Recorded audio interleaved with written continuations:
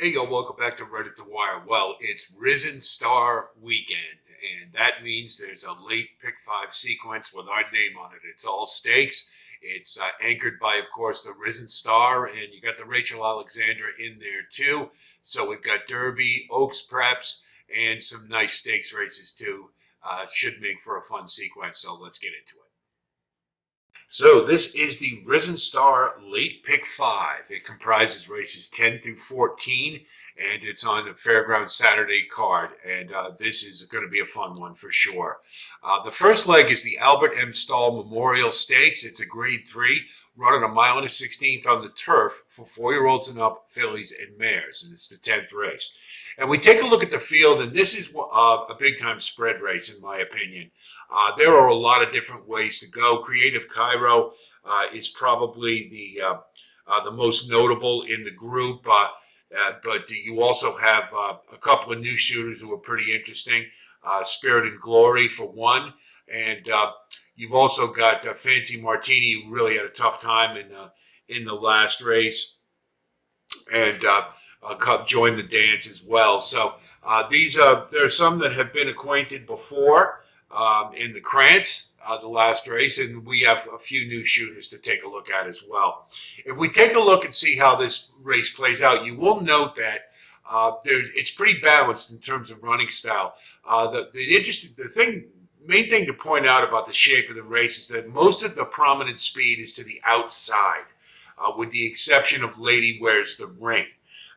And so for that reason, it's an intriguing race from that perspective. I don't really like any of them to have a chance to wire the field, mainly because of the outside post or for quality purposes. But Lady Wears the Ring is a little intriguing because she is the one who is on the inside and maybe can get to the lead and have a little better chance at wiring the field. It would be a very tall order to do it. But is trained by Michael Stidham, and he's good with these type of reclamation projects or refurbishment projects, if you will. And he does have Ben Curtis aboard, and he clicks with him at 25%. So it's very possible this one could take a step forward. And if you're looking for an upset at a really nice price, Lady Wears the Ring, maybe one to think about. Join the Dance had an awful tough time last time.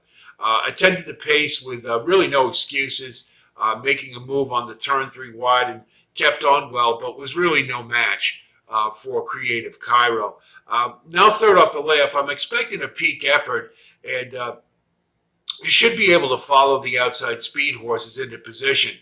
But ultimately, the ground loss has to hamper his chances being marooned out in the 13 hole.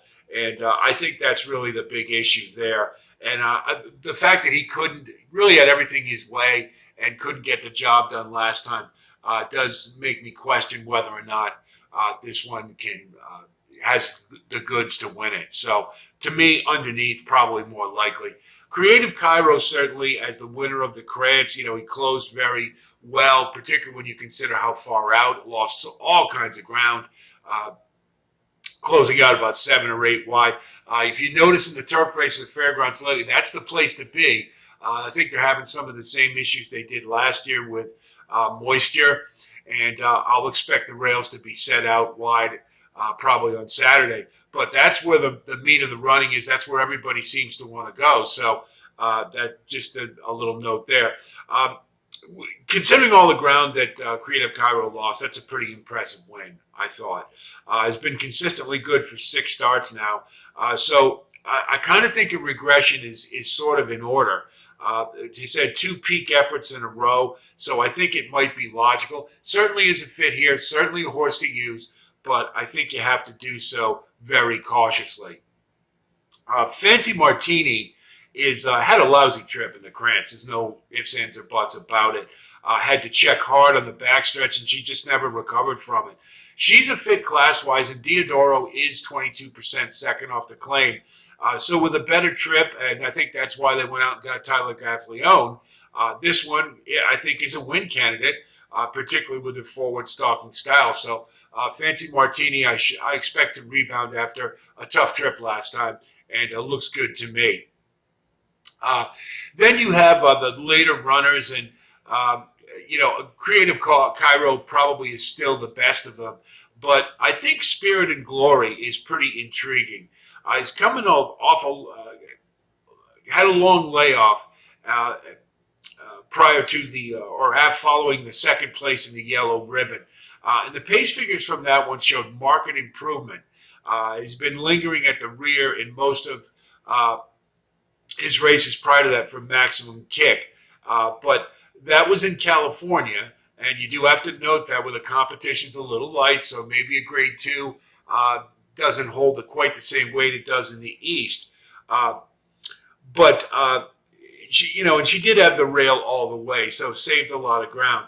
A reversion to her last style, her prior style, where she was left in the back, may give her a little too much to do late in this race. But I think getting Flavien Prat is a big plus, and I think Spirit and Glory is one that it has the chance to surprise in a race that really doesn't, top to bottom. I don't think there's anybody you can hang your hat on, say, automatic. I think Creative Cairo will likely be the favorite, but might even be as high as 4-1 in this type of race.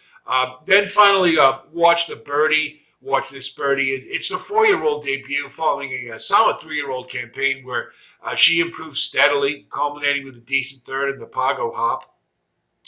Was a little slow to engage, but she did keep on well at a distance that might have been a little short for her, being a mile. So stretching out a little bit more here, I think, definitely helps. And firing fresh, I think this one does look to move forward. So watch this Birdie, one to consider as well. In a race that I think you absolutely have to spread. Leg 2 is the Mineshaft Stakes. It's a grade 3, running a mile and a 16th for 4-year-olds and up. And it's the 11th race on the card. And we'll take a look at the field. These are a lot of old familiar faces. Red Route 1, Gasoline, WH&L we saw on the Derby Trail for a little while last year. Happy American and Smile Happy. So these are all ones that are venerated. We've seen quite a bit. And it's a pretty well-balanced race in that regard. If we look at the field, this is a very similar setup to what I think you might see later on in the Risen Star.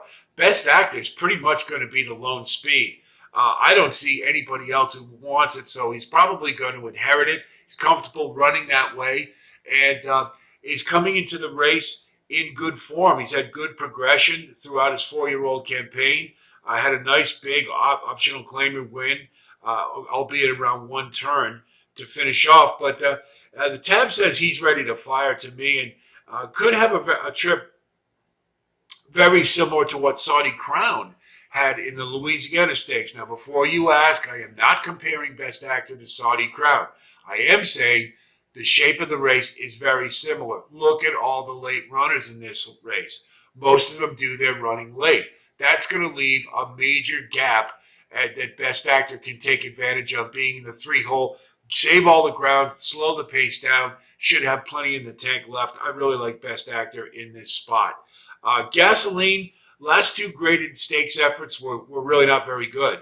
And the Clark wasn't flattered by the disappointing efforts of First Mission and Trademark and the Pegasus. Maybe needed a break after a long year. As prior to the last 2, he had shown some pretty good improvement. He'll need to attend the pace closer, and I think he can do that. And he's going to definitely need to step up and run a better race than he has before. I want a price if I'm going to use him. He has a little bit of a wise guy hidden to him. But Gasoline, I think, is one you have to consider perhaps in this race. And then we come to Smile Happy. He probably needed one in the Louisiana Stakes, so I'm not going to hold that against him too much. But he does seem to need pace to run to, and I don't think he's going to get that here with Best Actor on the lead by himself.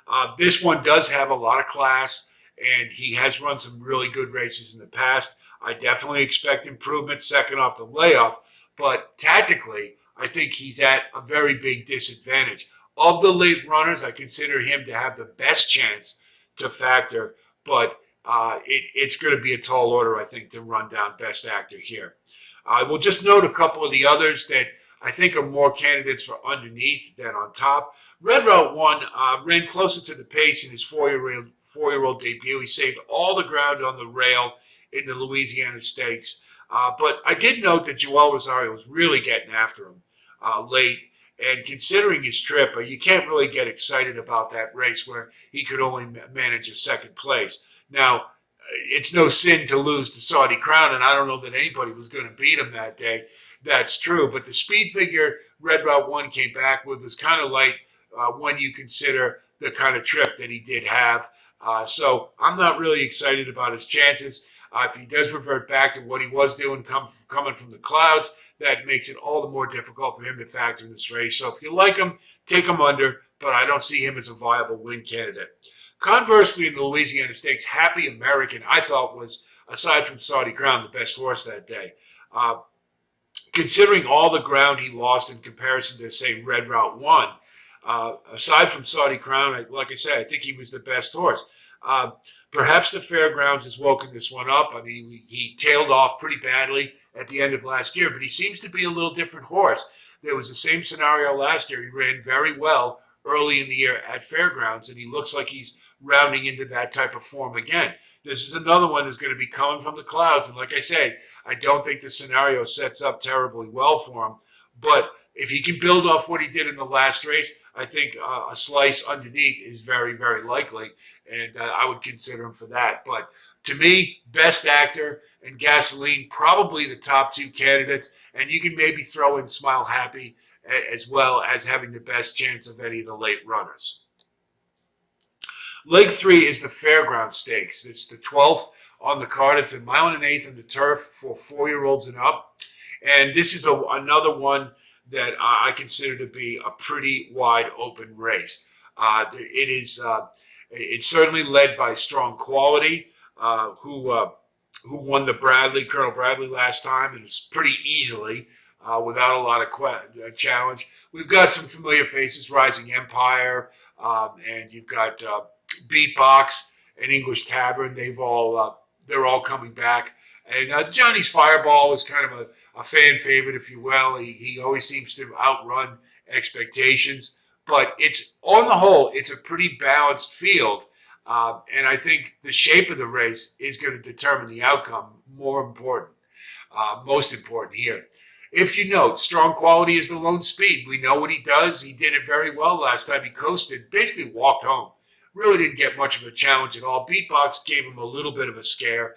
But I don't even think he was worried about it. He really wasn't much doubt Strong Quality was going to win the race. I think he could very well do that here. There's a lot of horses with some character flaws in this race. And being the lone speed, the one thing I'll say is the speed figures have been decreasing in the last couple. And still, he's in good form. And I think he's the one to catch. He's on the surface he's better on turf. But I just kind of have a feeling that maybe he gets caught on Saturday. The one to do it, to me, is Chasing the Crown. He had a nice tightener in his last race with an optional claimer win. He rated mid-pack. He saved plenty of ground on the rail, and he drew off nicely. This is his biggest class test to date, but he is in good form. He's poised to move forward with one under his belt. And again, it's going to be tall order to chase down Strong Quality, but of all of them, I think Chasing Crown will be closer to the pace than a lot of these horses, and I think he's going to have a very good chance. Beatbox, to me, he's turning into another English Tavern. They're just always the bridesmaid. He's had 3 seconds in a row. What does that say about him? He just doesn't close the deal. And I don't know that he has second-itis necessarily, but you just can't like that. He seems to be a horse who, you keep waiting for that big race and it doesn't happen. Well, I don't like horses like that. And he could win this race, sure, but I wonder about the will to win. He's probably more of a candidate for underneath. Then we have Money Supply is cross-entered in the mine shaft, so stay tuned to see where he runs. I think Money Supply in this race is pretty intriguing. He's never run on turf, that's true, but his last couple races have been in the slop and he's won. And, you know, horses who can run well in the mud, a lot of times they need a little higher leg action to do so. So turf is a nice alternative, is a good fit.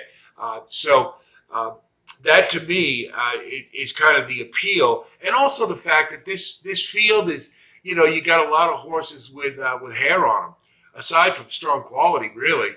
So and if he could very well regress, and if so, you know, aside from chasing the crown, I would want a big price with anybody else I would think about. So why not Money Supply?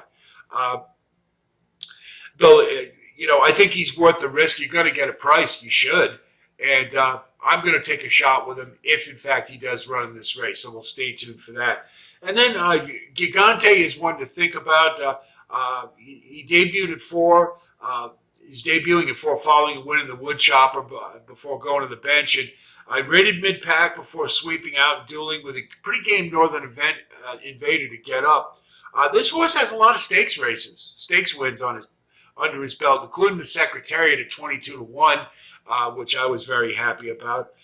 But that wasn't an optimal scenario. There were a lot of other vulnerable horses in that race. And I say that because his next 2 efforts at graded stakes haven't been, they've been mediocre. They've been so okay.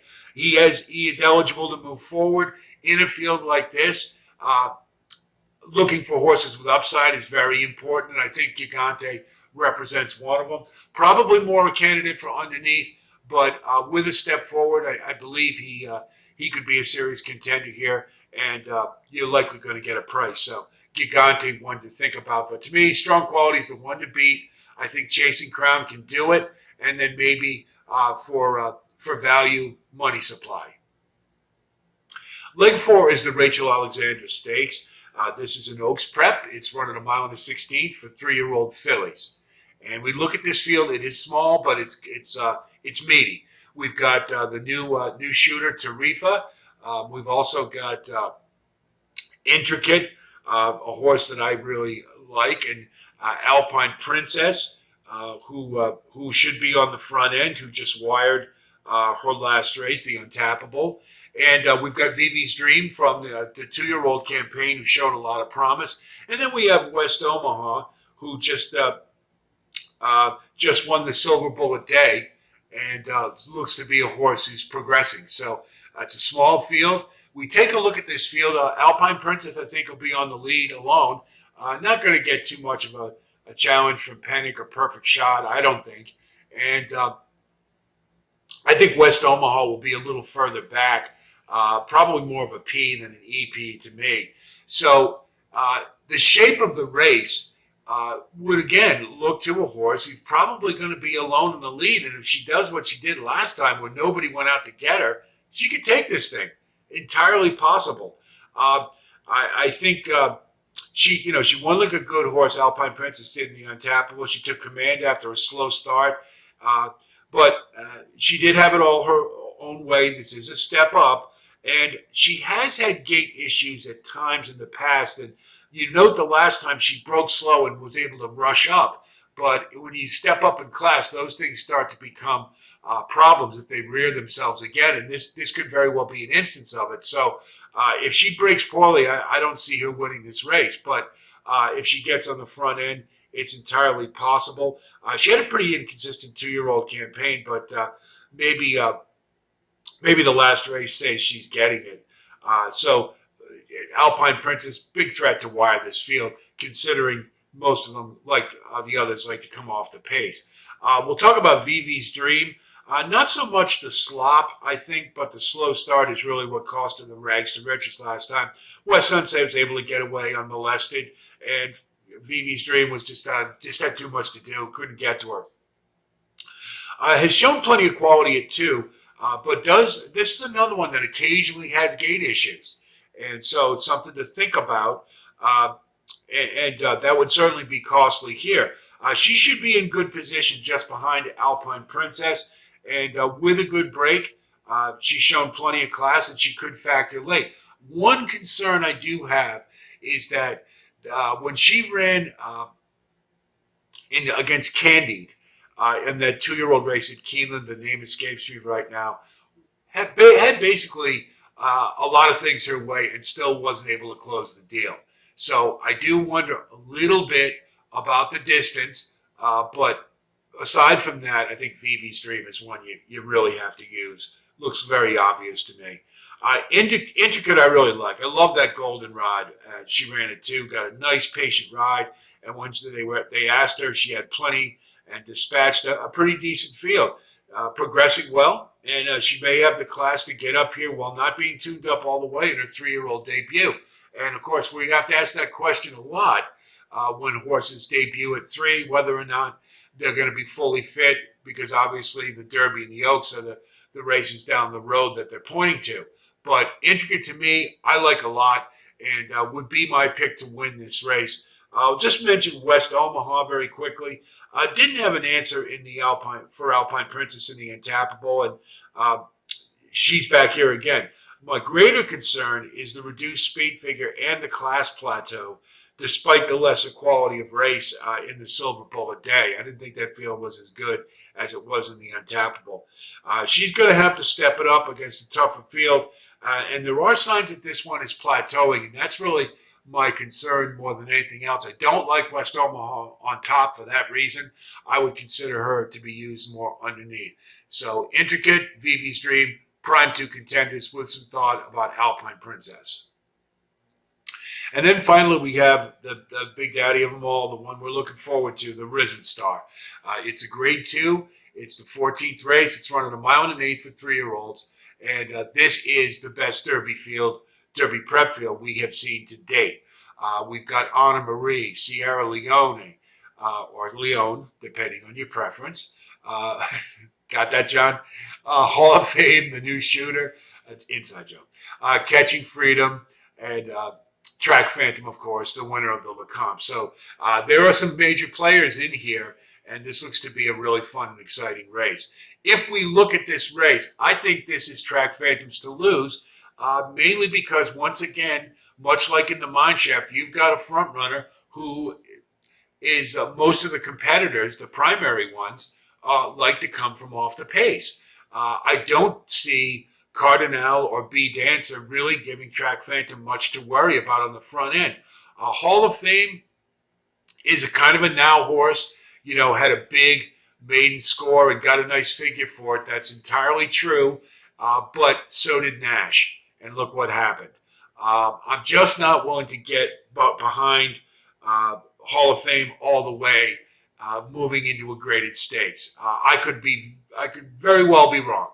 And Hall of Fame could scoot to the lead, hit being to the inside, and Track Phantom, if he can't rate or has to have the lead, maybe there'll be a different outcome. But to me right now, I don't think Track Phantom's going to have any problem getting to where he wants to. He's going to scoot right up to the lead because most of the horses like to run from off the pace. So it shouldn't be a problem for him to get to where he wants to. And then it's a question of whether he's good enough. I think he's proven he has the talent to win this race. Primarily, when you consider you got a couple of prominent horses in here making their debut at 3 and may not be cranked up all the way. Most notably, of course, Sierra Leone.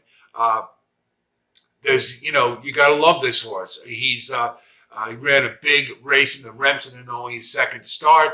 But he does like to come from off the pace. Now, he was able to run against the speed bias at Aqueduct, and that's very appealing. That's one of the reasons he's so well thought of, I think. But I don't know if there'll necessarily be a speed bias here, but it's just tactically, he's going to be coming off the pace and, again, may not be tuned up all the way. And because Chad Brown does like to point horses to races, and he may take 1 or 2 before an optimum effort, we see. And obviously the Derby's the end goal, so I'm not sure Sierra Leone's tuned up all the way for this one. Could he win it on class alone? Sure. And you have to use him, there's no doubt about it. But I do have some reservations about him taking this one down. You can say the same for Anna Marie. This one I really like. His late fraction is improving with each stretch out in distance, as does its class rating. And that's significant when you consider his early pace numbers are staying about the same. So he's getting better as the distances are getting longer. And it's a horse who's running against himself, not against the field. All things you want to see from a Derby contender. And I really like this horse. The pace has been slowing in each of his last few starts, but he's been able to outrun slow fractions. And that's another thing to really like about him. The one thing you got to talk about is that this is a step up in class. The other fields he's been running against were okay. In particular, note that Otto the Conqueror, who he beat at Churchill Downs in November, didn't do very well in the Southwest Stakes. But this one appears to me to be one we really want to be paying attention to as we move along. We'll see how he debuts at 3. May not be tuned up all the way, but he's an absolute use in this spot without question. Moonlight to me is interesting in that I think this is a do or die race for Moonlight. The street sense, he got a second there. Wasn't flattered by Liberal Arts running a dull third in the Southwest Stakes. And he was 4th in the Remsen. That race was flattered by Drum Roll Please winning easily in the Jerome. And, of course, Sierra Leone and Dornoch. We're all high on those horses right now. So that was definitely a quality race. The thing is, he's been sort of a second-tier type of Derby contender right now. So I think this is a race where they've got to tune him up all the way, get the points if they can. And so I think Moonlight is going to run a big race. He'll be just off of Track Phantom, more than likely, a little closer perhaps than he normally is. And if he's got the goods, he has a shot. So if you're looking for an alternative to the chalk, Moonlight is possibly one of them.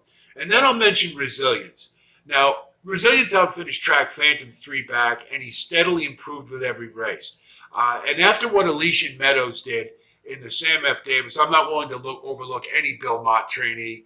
And of course you never do, but I'm not willing to throw this one out quite so readily. This one's going to rate just off of Track Phantom, who he should follow right up to get into good position, being in the 10 hole. And I think then it's a question of if he's good enough. I'm not sure he's shown enough to tell me that he's good enough to beat the top 3 in here. But I think a move forward is very possible, and you're going to get a really nice price. And you don't get Bill Motts with a nice price that often. And if you're looking for a horse more for the gimmicks than anything else, I think Resilience makes a hell of a lot of sense. And I'll just mention Real Men Violin. That's a horse a lot of people get excited about. He's following the Kenny McPeak pattern of slow, grinding improvement. It was a little troubling that he couldn't close the deal in the Jockey Club over Anna Marie. After having the rail, he saved all the ground, and he still wasn't able to get the job done. But it was a promising effort. And after 5 bites at the apple, he got the diploma. But this one could be another Sun Thunder, or perhaps he could be a horse on the come.